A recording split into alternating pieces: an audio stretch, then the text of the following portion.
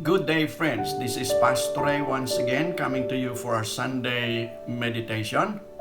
I trust that you are all staying at home, staying safe, and staying connected with loved ones.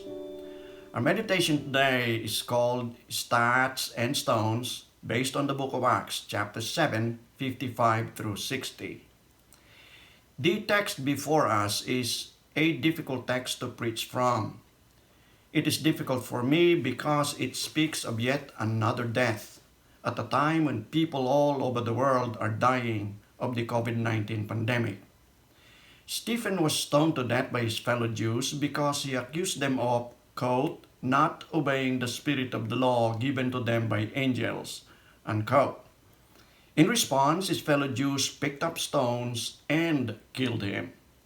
Thus, Stephen became the first and certainly not the last among the myriads of casualties in the conflict of culture and religion. But lost in the story of martyrdom is the tragedy that we have lost our perspective on the value of life. We had been desensitized into reducing lost lives into statistics. As Joseph Stalin, the ruthless leader of the Russian Communist Party, the Bolsheviks, who it is said to have caused 20 million deaths, puts it.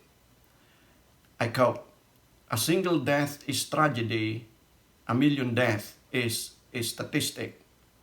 Simply put, that statement meant people lose perspective on the value of human lives when overwhelmed by the number of deaths.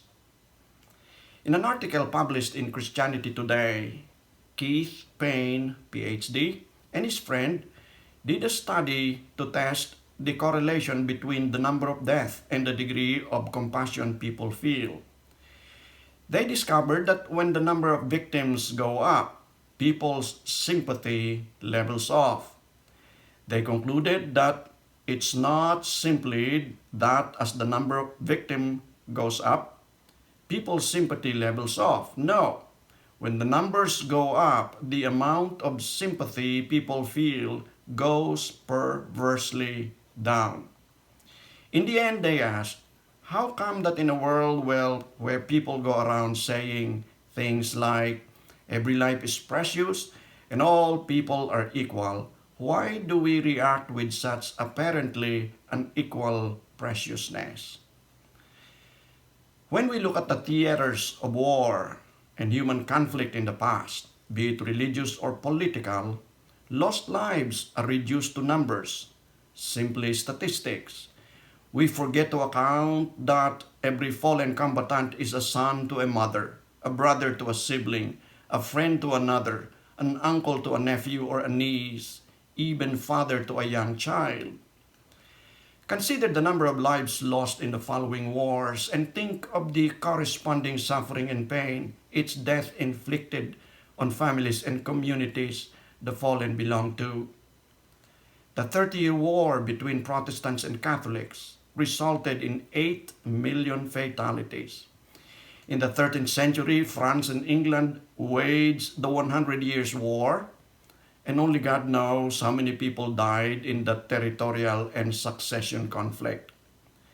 History tells us that the deadliest conflict in human history is the Second World War, fought from 1939 to 1943, yielding over 70 million fatalities.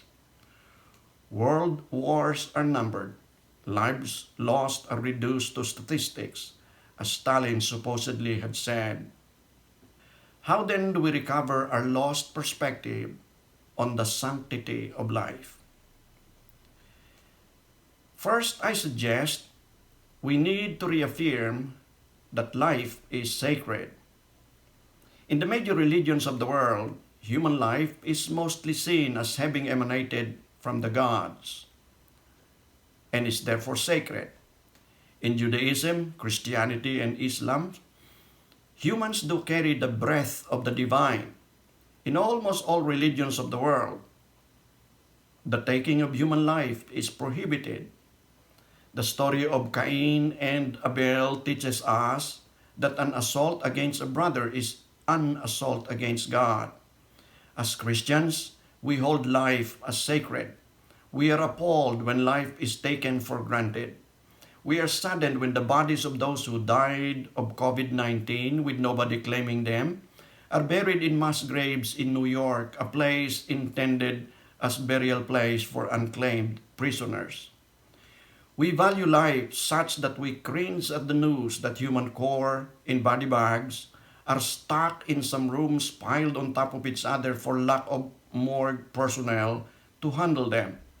We see it as giving the dead less respect than they deserve, which is really lost respect for the lives they lived.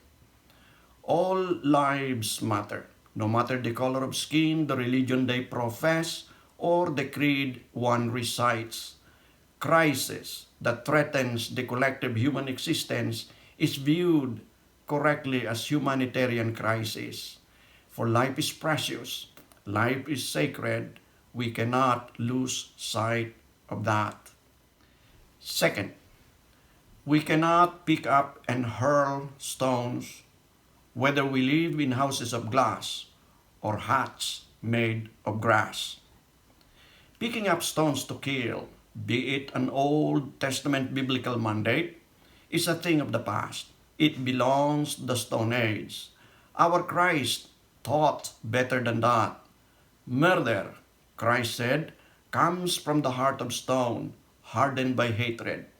Christians are forgiven sinners and therefore cannot cast the stone that kills or maims.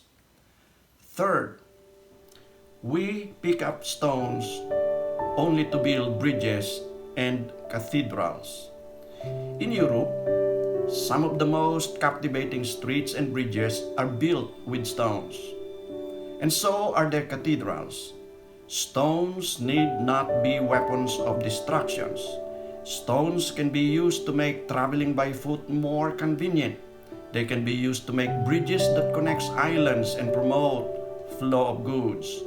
We can use stones to build sanctuaries and temples where people can pray and worship their God the way they see fit. In other words, stones can be used to build infrastructures of society that supports, sustains, and promotes the sanctity of life. At a time when more than 1 million people had died of the COVID-19 pandemic, we cannot afford the collapse of compassion. We cannot look at death in terms of statistics, for behind every death is a human tragedy. Difficult as this text might be, it can serve as a renewed call to reverence for life, that a single death is a tragedy. 1 million deaths is more than statistics. It is a huge emotional pain that we still feel deep within our common humanity. Amen.